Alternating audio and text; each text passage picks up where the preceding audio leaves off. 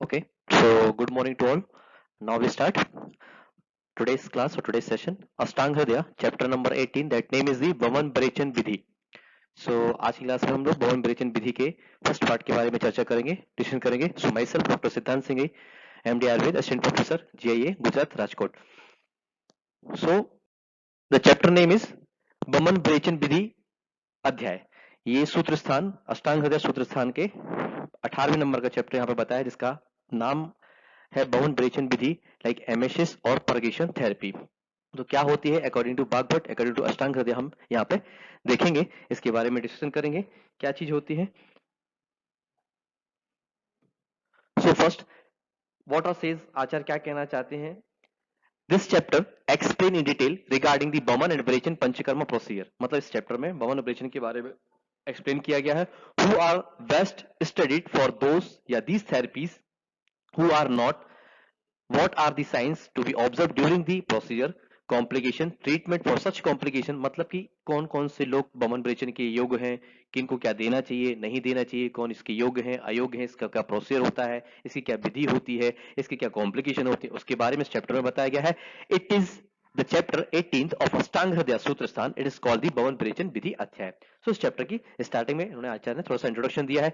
सबसे पहले श्लोक का स्टार्ट होता है कफे विद्यात बमनम संयोगो संयोगे व कफो लवणे तद्वत विरेचनम पित्ते. कफे विद्यात बमनम संयोगे व कफो लवणे तद्वत विरेचनम पित्ते. क्या कहना चाहते हैं आचार्य यहाँ पे? वो कहना चाहते हैं कि जो बमन है वो क्या बताया उन्होंने, MSS should be administered for increase of kapha either alone or in the combination with other doshas where kapha is predominant. तो मतलब हम कफ की व्याधि में बमन टाइप के प्रोसीजर को या पंच प्रोसीजर को प्रिस्क्राइब करते हैं. तो उन्होंने बताया या तो ये अलोन हो सकता है, कफ की दृष्टि से हो सकता है, या फिर कफ का कॉम्बिनेशन किसी रेस्ट ऑफ दोषों के साथ में भी हो सकता है. सो कफे विद्यात बमनम मतलब बमन के लिए हमें कफ की व्याधि के लिए या फिर कफ प्रीडोमिनेंट दोष की वजह से हम प्रोसीजर में बमन को उपयोग कर सकते हैं. नेक्स्ट क्या बताया, तद्वत ब्रेचनम पित्ते है. तो ब्रेचनम मतलब purgation should be administered to treat increase of pitta alone or in the combination with other doshas where pitta is predominant. तो हम पित्त के संयोग से तकलीफ जो होती है, दोष जो प्रीडोमिनेंट रहेगा, उसके लिए हम लोग ब्रेचन का उपयोग करेंगे. तो यहाँ पे चैप्टर का जो नाम बताया है बमन और ब्रेचन विधि. तो उन्होंने बताया कफ के संयोग से बमन और पित्त के संयोग के लिए ब्रेचन. तो कफे विद्यात बमनम संयोगे व कफो लवणे तद्वत ब्रेचनम पित्ते. तो MSS should be administered for increase of kapha either or alone or in the combination of other dosas where cough is predominant. और दूसरा क्या बताया ब्रेचन, purgation should be administered to treat increase of pitta alone or in the combination with other dosas where pitta is predominant. ठीक, next हम आगे बढ़ेंगे. अब उन्होंने बात बोली है कि ऐसे कौन कौन से लोग हैं जो बमन के लिए सुटेबल होते हैं. मतलब क्या बताया है, person suitable for the Boman procedure. मतलब कि बमन के अर्ह मतलब बमन के योग कौन कौन से लोग कहे गए हैं, आचार्य वाग्भट ने क्या बताया है. तो इस श्लोक का क्या बोलता है, विशेषेण तु बामेत नवज्वराः अतिसाराध पित्र अस्त्र राजक्षिमिणः कुष्ठ मेह अपचि ग्रंथि श्रीपद उन्माद काशिनः श्वास हृल्लास विसर्प स्तन्य दोष ऊर्ध्व रोगिणः.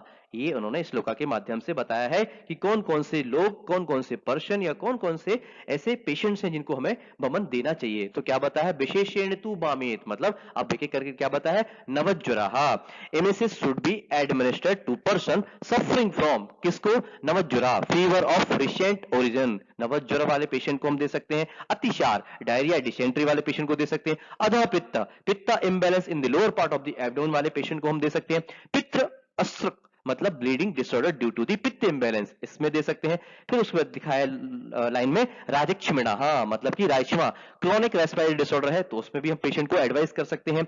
नेक्स्ट लाइन में बताया है कुष्ठ मतलब स्किन डिसीज में, मेह मतलब डायबिटीज या फिर यूरिनरी ट्रैक्ट डिसऑर्डर में हम दे सकते हैं. इसके बाद अपची और ग्रंथि मतलब कि ग्वाइटर में, ट्यूमर में, फाइब्रोइड में हम इसको एडवाइस कर सकते हैं, प्रिस्क्राइब कर सकते हैं. स्लीपदः मतलब कि एलिफेंटियासिस और फाइलेरियासिस ऐसे वाले डिसऑर्डर में या ऐसे वाले डिसीज में हम पेशेंट को बमन एडवाइस कर सकते हैं. उन्माद काशिनः, उन्माद काशिना मतलब साइजोफ्रेनिया और फिर कफ और कोल्ड के डिसऑर्डर में भी हम क्या दे सकते हैं, बमन प्रिस्क्राइब कर सकते हैं. लास्ट की लाइन में क्या बताया है, श्वास उल्लास विसर्प स्तन्य दोष मतलब कि श्वास मतलब क्रोनिक रेस्पिरेटरी डिसीज जो है उसमें हम या अस्थमा में हम पेशेंट को क्या कर सकते हैं, बमन एडवाइस कर सकते हैं. फिर लास्ट नोजिया या वॉमिटिंग सेंसेशन जैसा होता है उसमें हम दे सकते हैं, विषर्प हर्पिस में दे सकते हैं, स्तन्य दोष विशिएटेड ब्रेस्ट मिल्क में दे सकते हैं, और ऊर्ध्व रोग disease affected neck and the above region, इन सब में यदि तकलीफ है, इस टाइप के यदि पेशेंट हमको मिलते हैं तो हम उसे क्या एडवाइस कर सकते हैं, हम उसे बमन एडवाइस कर सकते हैं। तो फिर से हम देखेंगे आचार्य ने बमन के बारे में क्या बताया, कौन कौन से पेशेंट ऐसे हैं जिनको बमन दे सकते हैं या किनको हम एडवाइस करना चाहिए। विशेषण तु बामेत नवज्वर अतिशाराध पित्त अस्रक राजक्ष्मिणः कुष्ठमेह अपची ग्रंथि श्लीपद उन्माद काशिनः श्वास हृदलास विसर्प स्तन्य दोष ऊर्ध्वरोगिणः, नवज्वर में, अतिसार में, अधोक पित्त में, अस्र पित्त में, राजक्षमा में, कुष्ठ में, मेह में, अपची, ग्रंथि, श्लीपद, उन्माद और काश में दे सकते हैं, श्वास में, हृदलास में, विसर्प में, स्तन्य दोष में और ऊर्ध्व रोग के पेशेंट में हम बमन प्रिस्क्राइब कर सकते हैं। Next, person not suitable for दी बमन पंचकर्मा, मतलब अब बमन के अयोग्य कौन कौन से हैं। पहली वाली स्लाइड में हमने क्या देखा था, उसकी पहले वाले में कि बमन के योग्य कौन कौन से हैं, अब इसमें बताया है कि बमन के अयोग्य कौन कौन से, मतलब अबम्य, मतलब कि कॉन्ट्रा इंडिकेशन कौन कौन से लोगों के लिए रहेगा। तो इस लोग क्या बोलता है और आचार्य क्या बताते हैं, अबम्या गर्भिणी रुक्षा शुद्धतो नित्य दुखिता बाल वृद्ध कृश स्थूल हृदय रोग क्षत दुर्बला प्रशक्त बमतु प्लीहा तिमिर कृमि कुष्ठिनः ऊर्ध्व प्रवृत्ति वायव अस्र वस्ति हत स्वरः मूत्रघात उदरी गुल्मी द्रवमो अत्य अग्नि अर्शशः उदावर्त भ्रम आस्थील पार्श्वरोग वात रोगिणः ऋते विष गर्जीर्ण वृद्ध अभ्य विहारतः, मतलब कि अब उन्होंने बताया है कि एक एक कौन कौन सी कंडीशन ऐसी इसमें पेशेंट को बमन नहीं देना है। सबसे पहले स्टार्टिंग की है अवम्य गर्भिणी रुक्षा, अवम्य मतलब गर्भिणी या प्रेग्नेंट वुमेन को नहीं देना है। रुक्षा person who are dry not undergone any oilation therapy, उसको हमें नहीं देना है। फिर कुष्ठिता मतलब सॉरी क्षुधिता, क्षुधिता मतलब कि भूख हंग्री यदि है पेशेंट तो उसको नहीं देना है। नित्य दुखिता कंस्टेंटली ग्रीफ मतलब कि हमेशा चिंता शोक दुख में यदि पेशेंट है उसको हमें नहीं देना है। तो दूसरी लाइन में क्या बताया है, बाल वृद्ध कृष्य मतलब कि हमें चिल्ड्रन को ओल्ड पर्सन को नहीं देना है। कृष्य मतलब इमिशिएटेड पर्सन को नहीं देना है। स्थूल मतलब बहुत ज्यादा मोटे या ओबेस पर्सन को नहीं देना है। हृदय पेशेंट ऑफ हार्ट डिसीज ऐसे पेशेंट्स को भी हमें बमन नहीं देना है। कुष्ठ उनको सॉरी कुछ नहीं छत छत दुर्बिला, हृदय रोग छत दुर्बिला, छत वाले पेशेंट मतलब कि उंडेड है तो इंजरी वाला पेशेंट उसको हमें नहीं देना है। दुर्बला वीक है डिबिलिटेड है उसको हमें नहीं देना है। नेक्स्ट लाइन में क्या बताया है, प्रसक्त बमथु प्लीहा मतलब कि क्या बताने यहां से स्टार्ट किया है, who are having the bouts of vomiting like प्लीहा enlargement ऑफ स्प्लीन तिमिरा ब्लाइंडनेस कृमि कोष्ठा मतलब इंटरनल पैरासाइट्स, तो अभी इंटेस्टिनल मतलब अंदर की आंत में कुछ ऐसे कीड़े जो जनरेट होते हैं, कृमि की जो समस्या होती है उसकी वजह से कृमि कोष्ठ मतलब कोष्ठ में कृमि का आ जाने की वजह से उस टाइम में भी हमें नहीं देना है। अपवर्ड मूवमेंट ऑफ द वात एंड अस्त्र, तो क्या बताया यहाँ पे, ऊर्ध्व प्रवृत्ति ऑफ वायु एंड अस्त्र, सो अपवर्ड मूवमेंट ऑफ वायु एंड अस्त्र like blood soon after admission of the Boman नहीं देना है उस टाइम पे हमें। Who have loss of speech मतलब हत स्वरहा, लाइन में क्या लिखा है तीसरी लाइन की लास्ट में क्या बताया, हत स्वरहा मतलब स्वर जो है वो कैसा हो गया है, डिस्टर्ब हो गया है। Who have loss of speech dysuria मतलब मूत्र आघात, मूत्राघात यदि होगा तो नहीं देना है। उदर उदरी देखो उदरी लिखा है तो मतलब एसाइटिस इंटेस्टिनल ऑब्स्ट्रक्शन यदि कुछ हो गया तो नहीं देना है। ट्यूमर ऑफ द एब्डोमेन हो गया तो नहीं देना है। नेक्स्ट क्या बताया है, गुल्मी ही दुर्बमो अत्य अग्नि अर्शशः who faced difficulty during the woman therapy who have strong digestive activity और अर्श है तो नहीं देना है। ऊर्ध्ववात है upward movement of the air या फिर रिवर्स पेरिस्टालसिस मूवमेंट यदि आते हैं तब हमें पेशेंट को बमन नहीं देना है।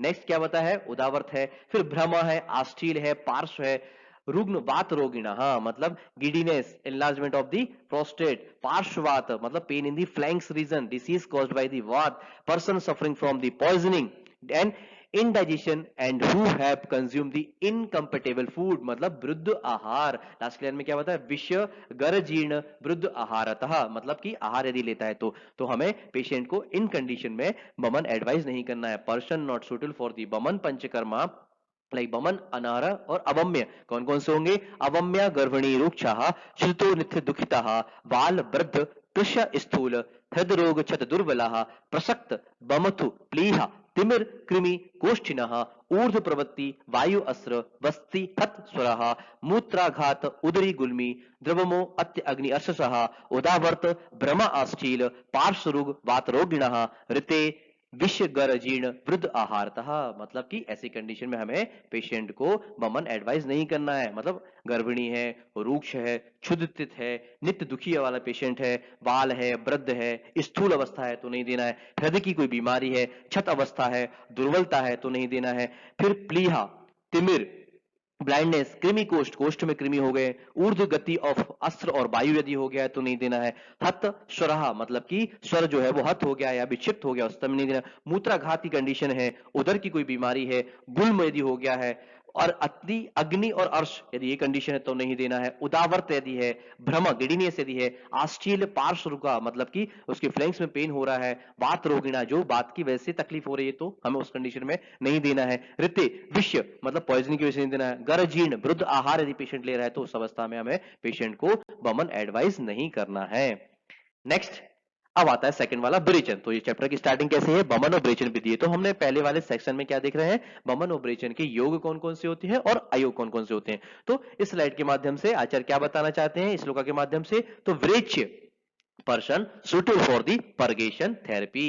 मतलब क्या बताया है, इस लोग क्या बोलते हैं और आचार्य भागवत क्या बताना चाहते हैं, ब्रेक साध्य गुल्म अर्श विस्फोट व्यंग कामलाह जीर्ण ज्वर उदर गर छर्दी प्लीह हलीम कहा बिद्रदी स्तिमिरम काचः स्यंद पक्वाशयावथा योनि शुक्राश्रय रोगः कुष्ठगा क्रमयो व्रणः वाताश्रमूर्धम ऊर्ध्वगम रक्तम मूत्राघात शुक्रग्रह वामाश्च कुष्ठ मेहोदया। मतलब यहाँ पे अब श्लोका के माध्यम से बता रहे हैं कौन कौन सी ऐसी कंडीशंस हैं जिसकी वजह से पेशेंट को हम लोग विरेचन दे सकते हैं। अब ये करके देखेंगे क्या बताया, ब्रेक साध्या disease required purgation therapy are गुल्म, क्या बताया है, गुल्म ट्यूमर ऑफ द एब्डोमेन, अर्श पाइल्स में, विस्फोट ब्लिस्टर्स में, व्यंग में मतलब कि discoloured patches on the faces में दे सकते हैं, कामलाहा मतलब कि हम जॉइंटिस और लिवर डिसऑर्डर में हम पेशेंट को ब्रेजन एडवाइस कर सकते हैं, जीर्ण ज्वरहा क्रॉनिक फीवर यदि हुआ है, उधर एसाइटिस इंटेस्टिनल ऑब्स्ट्रक्शन यदि आया तो दे सकते हैं, गर मतलब कि पॉइजनिंग कंडीशन में दे सकते हैं, छर्दी वॉमिटिंग में दे सकते हैं, प्लीहा मतलब कि हमसे किसी भी स्प्लीन डिसऑर्डर में या फिर स्प्लीन मेगाली टाइप की जो भी डिसीज होती है उसमें हम पेशेंट को ब्रेचन एडवाइस कर सकते हैं। हलीम कहा ये एक वैरायटी होती है किसकी, कामला की। तो एडवांस जॉइंटिस जिसको बोलते हैं वो जब आप नेक्स्ट क्लासेस में वगैरह पढ़ोगे फर्दर क्लास बड़ी क्लास में तब उसके बारे में पता चलेगा। हलीम का एक टाइप होता है तो उस कंडीशन में भी हम पेशेंट को क्या दे सकते हैं, ब्रेचन दे सकते हैं। बिद्रदी स्तिमिरम मतलब क्या बोलते हैं, बिद्रदी एप्सिस में दे सकते हैं, तिमिर ब्लाइंडनेस में दे सकते हैं, कांच स्यंदता कैटरेक्ट मोतियाबिंद में दे सकते हैं, pain in the large intestine हम पक्वाशय की कोई व्यथा है बीमारी है उसमें हम दे सकते हैं, उंड और अल्सर में दे सकते हैं, वात अस्त्र मतलब कि वात रक्त मतलब गाउट में दे सकते हैं, ऊर्ध्व रक्त मतलब कि bleeding disorder of the upper part of the body मतलब जैसे कि such type of nasal bleeding यदि ऐसी कोई कंडीशन है तो उसे हम ब्रेचन एडवाइस कर सकते हैं। ठीक है, नेक्स्ट क्या बताया है, डिसीज ऑफ ब्लड विशेषण यदि ब्लड की कोई बीमारी उसमें दे सकते हैं, मूत्राघात तो मूत्राघात की जो कंडीशन है उसमें भी हम लोग दे सकते हैं, पेशेंट को ब्रेचन एडवाइस कर सकते हैं। एंड सकृत ग्रहण मतलब कॉन्स्टिपेशन, देखो लास्ट में वर्ड लिखा है सकृत ग्रहण मतलब सकृत ग्रहण मतलब कॉन्स्टिपेशन मल का बंध जाना, उसकी वजह से भी हम पेशेंट उस कंडीशन में पेशेंट को हम लोग ब्रेचन एडवाइस कर सकते हैं। Those person who are suitable for the MSS therapy क्या बताया है, बम्याश्च जो बमन के योग बताए थे, इन्यूमेटेड इन दी अर्लियर वर्सेस मतलब पहले वाले श्लोकास में और पहली वाली स्लाइड में जो हमने बताया है वैसे की वैसी बात उन्होंने क्या बताया, those who are suffering from कुष्ठ आर क्यूरेबल और ट्रीट दी परगेशन थेरेपी। यहां पे भी उन्होंने बताया है दोज डिसीज आर लाइक जैसे कि पहले वाली स्लाइड में बताया था, कुष्ठ स्किन डिसीज में, मेह में, अपची में, ग्रंथि में, स्लीपद में, उन्माद में, काश में, श्वास में, हृदलास में, विसर्प में, स्तन दोष में और हृदय रोग में। तो उन्होंने लास्ट के लिए लिखी बम्याश्च कुष्ठ मेहोदया, वैसे की वैसे जैसे बमन में कुछ लोगों को एडवाइस किया है सेम की सेम चीज कुष्ठ में एक्सेट्रा बाकी का जो वर्सेस है बाकी जो श्लोक का जो बमन में पढ़ा है उसकी वह कंटिन्यू अपन उसको दे सकते हैं। तो ये है विरेचन के योग कौन कौन से लोग होते हैं। ठीक, तो आचार्य यहाँ भागवत ने क्या बताया कि विरेचन के योग मतलब पेशेंट कौन कौन से सुटेबल है विरेचन को देने के लिए। नेक्स्ट क्या बताया है, कॉन्ट्राइंडिकेशन फॉर दी विरेचन। ऐसे कौन कौन से लोग हैं जिनको हम लोग विरेचन नहीं दे सकते हैं? अविरेच्य, तो एक वर्ड यूज किया है अविरेच्य, टेक्निकल टर्म है अविरेच्य, मतलब विरेचन के योग्य लोग नहीं है, उनको हम लोग विरेचन एडवाइस नहीं कर सकते हैं। तो क्या बताया है आचार्य वाग्भट, क्या बताते हैं श्लोका के माध्यम से? ना तू रेच्या नवज्वरी, ना तू रेच्या नवज्वरी अल्प अग्नि अधोग पित्त अस्त्र छत वायव अतिसारिणः सशल्य अस्थापित क्रूर कोष्ठ आदि स्निग्ध शोषिणः।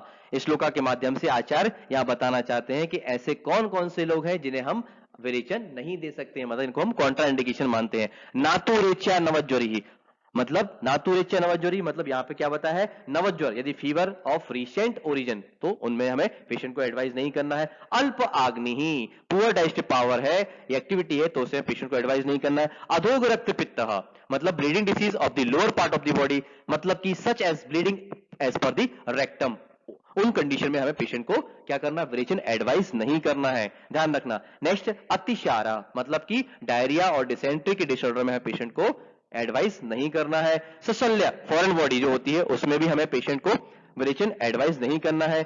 फिर उसके बाद बताया है आस्थापित, मतलब कि who have been admission decoction enema, आस्थापित बस्ती या आस्थापन जो दिया हुआ है उस कंडीशन में भी हमें पेशेंट को विरेचन नहीं देना है। कुष्ठ आदि ही, मतलब कि कुष्ठ, क्रूर कोष्ठ, सॉरी क्रूर कोष्ठ, तो क्या बताए? Person who naturally have the hard bowel movement, यदि क्रूर कोष्ठ वाला पेशेंट है, पेशेंट का जो कोष्ठ है वो क्रूर है, तो उस अवस्था में हमें उसे नहीं देना है। अति स्निग्ध, who have undergone the excessive oilation treatment otherwise oilation therapy, उस पेशेंट को भी हमें विरेचन नहीं देना। एंड लास्ट में बताया शोषिणा, हाँ मतलब एमिशिएटेड यदि है पेशेंट, तो हमें उसे क्या करना है? विरेचन नहीं देना है। तो नातु रेच्या नवज्वरी अल्प अग्नि अधोग पित्त अस्त्र छत वायव अतिसारिणः शशल्य आस्थापित क्रूर कोष्ठ आदि स्निग्ध शोषिणः। नवज्वर में नहीं देना है, अल्पग्नि में नहीं देना है, अधोग पित्त में देना है, अस्त्र पित्त में नहीं देना, अतिसार में नहीं देना है, सशल्य अवस्था में नहीं देना है, आस्थापन बस्ती के टाइम में नहीं देना है, क्रूर कोष्ठ यदि है, अति स्निग्ध अवस्था है या पेशेंट ऑलेशन थेरेपी में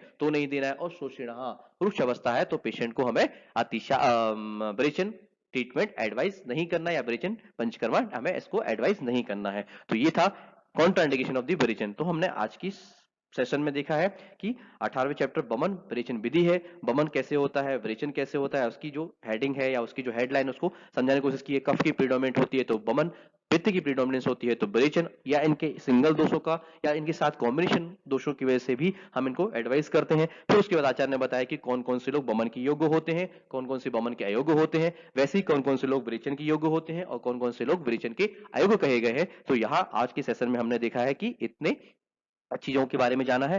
नेक्स्ट सेशन में और नेक्स्ट प्रेजेंटेशन में या नेक्स्ट वीडियो में हम देखेंगे next further part of the बमन विरेचन विधि। Thank you to all.